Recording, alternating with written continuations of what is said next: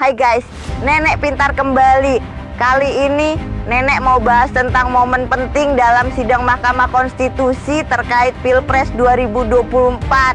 Anies Baswedan menegaskan bahwa Indonesia berada di persimpangan krusial, melanjutkan perjalanan menuju demokrasi yang matang atau tergelincir kembali ke masa sebelum reformasi. Anies kemudian melontarkan pertanyaan fundamental seperti, apakah Indonesia akan menjadi negara yang menghargai konstitusi dan rule of law? Ataukah konstitusi hanya menjadi alat untuk melanggengkan kekuasaan? Apakah Indonesia akan menjadi negara yang menjunjung tinggi hak asasi manusia dan demokrasi? Ataukah suara oligarki yang didahulukan? Anies mengingatkan para hakim Mahkamah Konstitusi bahwa mereka sedang menentukan masa depan demokrasi Indonesia. Keputusan mereka akan dicatat dalam sejarah. Anies menjabarkan berbagai penyimpangan yang terjadi di Pilpres 2024, seperti intervensi kekuasaan, tekanan dan iming-iming kepada aparat daerah, penyalahgunaan bantuan sosial, intervensi terhadap Mahkamah Konstitusi. Anies menegaskan bahwa Mahkamah Konstitusi memiliki tanggung jawab besar untuk menentukan arah demokrasi Indonesia.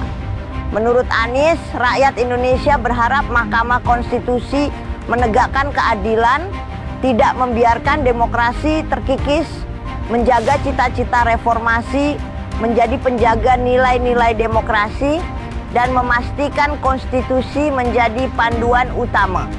Jadi itulah pernyataan lengkap Anies Baswedan dalam sidang perkara pemilu 2024. Jangan lupa subscribe dan like video ini untuk mendapatkan informasi terbaru tentang Nenek Pintar.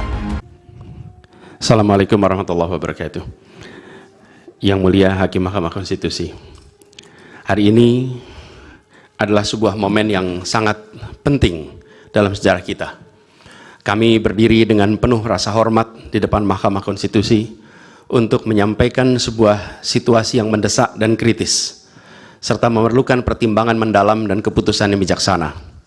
Bangsa dan negara kita ini sedang berada di dalam titik krusial, sebuah persimpangan yang akan menentukan arah masa depan kita. Apakah kita akan melanjutkan perjalanan kita menuju kedewasaan sebagai sebuah negara demokrasi yang matang, ataukah kita akan membiarkan diri tergelincir kembali ke bayang-bayang era sebelum reformasi yang justru kita hendak jauhi? Kita dihadapkan pada pertanyaan-pertanyaan fundamental yang menentukan, apakah Republik Indonesia yang kita cintai ini akan menjadi negara yang menghargai dan memperjuangkan konstitusi sebagai pilar tertinggi demokrasi kita atau rule of law? Apakah kita akan mereduksi konstitusi menjadi sekedar alat untuk pelanggengan kekuasaan tanpa pengawasan, rule by law? Kita harus memutuskan apakah kita akan menjadi negara yang mengakui dan menghormati hak setiap individu untuk menentukan pikiran dan menyuarakan pilihannya secara bebas dan independen yang merupakan esensi dari demokrasi, atau kita justru berpaling dari prinsip tersebut dan memilih di mana suara oligarki diberi prevalensi, mengesampingkan kesejahteraan umum, dan mengabaikan kepentingan nasional yang lebih luas. Ini adalah saat di mana kita harus menentukan komitmen kita terhadap nilai-nilai demokrasi, kedaulatan hukum, hak asasi manusia. Ini adalah waktu untuk menunjukkan bahwa Indonesia adalah bangsa yang besar. Bangsa yang besar bukan hanya dalam aspek wilayah, bukan hanya aspek populasi, bukan hanya aspek angka-angka ekonomi, tapi juga bangsa yang besar karena kebijaksanaannya, karena keberaniannya, karena integritasnya di dalam menegakkan demokrasi dan konstitusi. Yang mulia Hakim Mahkamah Konstitusi, sejak zaman pra-kemerdekaan, bangsa dan negara kita telah menapaki berbagai persimpangan krusial yang menentukan arah dan nasib bangsa Indonesia. Tidak semua keputusan-keputusan yang dibuat adalah keputusan yang tepat. Sebagian adalah keputusan yang tidak tepat. Dan itu dicatat di dalam sejarah kita. Semua yang terlibat dicatat sebagai bagian dari perjalanan sejarah Indonesia. Karena itu, saat yang berharga ini, kita juga dihadapkan pada kenyataan yang sama. Peristiwa yang sedang berlangsung hari-hari ini akan menjadi bagian dari catatan sejarah perjalanan Republik kita, sebagaimana perjuangan kita sejak pra-kemerdekaan. Ini adalah saatnya bagi kita di persimpangan yang kritis ini untuk mengambil pelajaran dari sejarah, berdiri dengan keberanian moral dan intelektual untuk menentukan masa depan kita dengan keputusan yang akan memperkuat pondasi demokrasi, memperkuat pondasi keadilan di dalam negara kita. Yang mulia Hakim Mahkamah Konstitusi, kita telah menyaksikan berjalannya satu babak penting dalam demokrasi kita bulan lalu, yaitu proses pemilihan umum yang angka suaranya telah diumumkan secara resmi oleh Komisi Pemilihan Umum. Tapi perlu kami garis bawahi dan kita semua sadari bahwa angka suara tak mutlak menentukan kualitas dari demokrasi. Tak otomatis mencerminkan kualitas secara keseluruhan. Setiap tahapan proses pemilihan, mulai dari persiapan awal hingga pengumuman, haruslah konsisten dengan prinsip-prinsip kebebasan, kejujuran, keadilan. Dan prinsip-prinsip ini bukan formalitas, ini bukan sekedar ada di teks, tapi ini pondasi esensial yang harus dijaga untuk membangun dan memelihara sistem demokrasi yang sehat, yang stabil, dan yang berkelanjutan. Pemilihan umum yang bebas, jujur, adil adalah pilar yang memberi legitimasi kuat pada pemerintahan yang terpilih, yang bisa membawa kepercayaan publik serta memperkuat pondasi institusi pemerintahan. Tanpa itu, legitimasi, kredibilitas dari pemerintah yang terpilih akan diragukan.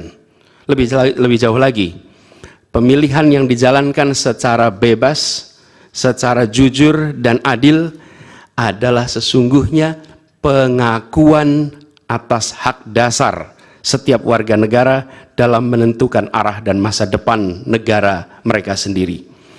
Ini adalah wujud tertinggi dari kedaulatan rakyat, di mana setiap suara dapat disampaikan dan dihitung tanpa tekanan, tanpa ancaman, tanpa iming-iming imbalan.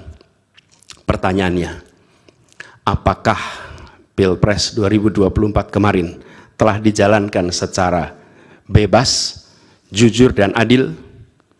Izinkan kami menyampaikan jawabnya, tidak. Yang terjadilah sebaliknya. Dan ini terpampang secara nyata di hadapan kita semua. Kita menyaksikan dengan keprihatinan mendalam serangkaian penyimpangan yang telah mencoreng integritas proses demokrasi kita. Mulai dari awalnya, independensi yang seharusnya menjadi pilar utama dalam penyelenggaraan pemilu telah tergerus akibat intervensi kekuasaan yang tidak seharusnya terjadi. Di antara penyimpangan yang kita saksikan adalah penggunaan institusi negara untuk memenangkan salah satu calon yang secara eksplisit tidak memenuhi kriteria yang ditetapkan. Terdapat pula praktek yang meresahkan, di mana aparat daerah mengalami tekanan, bahkan diberikan imbalan untuk mempengaruhi arah pilihan politik, serta penyalahgunaan bantuan-bantuan dari negara, bantuan sosial yang sejatinya diperuntukkan untuk kesejahteraan rakyat, malah dijadikan sebagai alat transaksional untuk memenangkan salah satu calon. Bahkan intervensi ini sempat merambah hingga pemimpin Mahkamah Konstitusi. Ketika pemimpin Mahkamah Konstitusi yang seharusnya berperan sebagai jenderal benteng pertahanan terakhir menegakkan prinsip-prinsip demokrasi terancam oleh intervensi, maka pondasi negara kita, pondasi demokrasi kita berada dalam bahaya yang nyata. Lebih jauh lagi, skala penyimpangan ini tidak pernah kita lihat sebelumnya, yang mulia.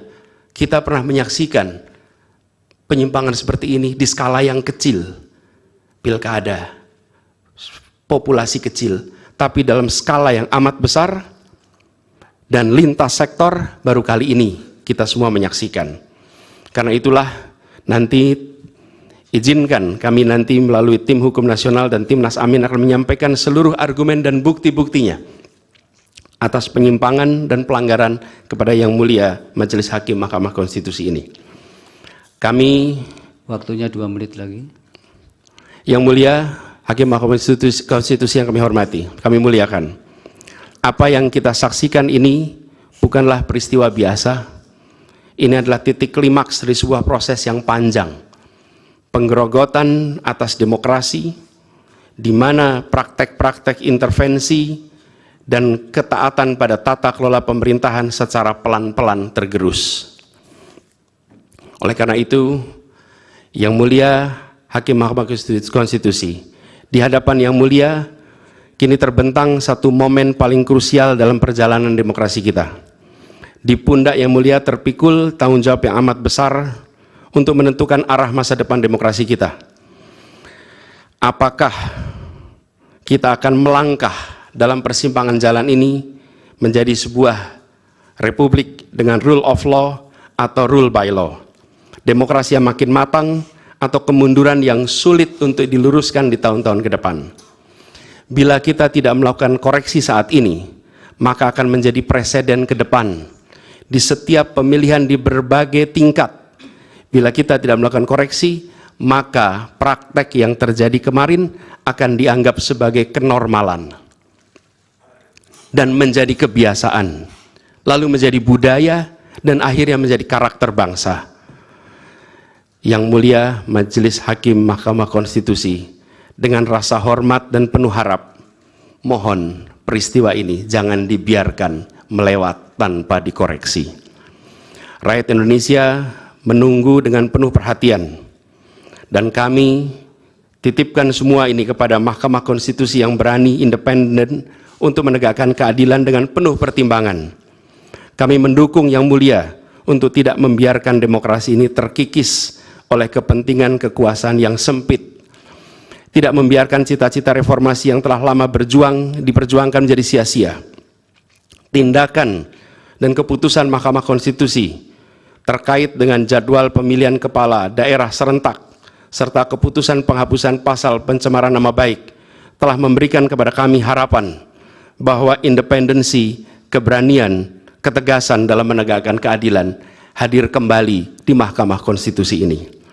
Kami memohon kepada Hakim Konstitusi yang kami muliakan untuk menerapkan kebijaksanaan dan keadilan dalam setiap keputusan perkara yang kami ajukan, menjadi penjaga yang teguh atas nilai demokrasi, dan memastikan bahwa konstitusi tetap menjadi panduan utama dalam membangun masa depan bangsa yang lebih adil dan sejahtera. Semoga sejarah mencatat dan menjadi saksi atas dedikasi dan komitmen Yang Mulia untuk mempertahankan integritas dan martabat demokrasi dan konstitusi kita. Kepada Hakim Mahkamah Konstitusi yang kami muliakan, harapan besar dan tinggi itu kami titipkan. Terima kasih. Assalamualaikum warahmatullahi wabarakatuh. Waalaikumsalam.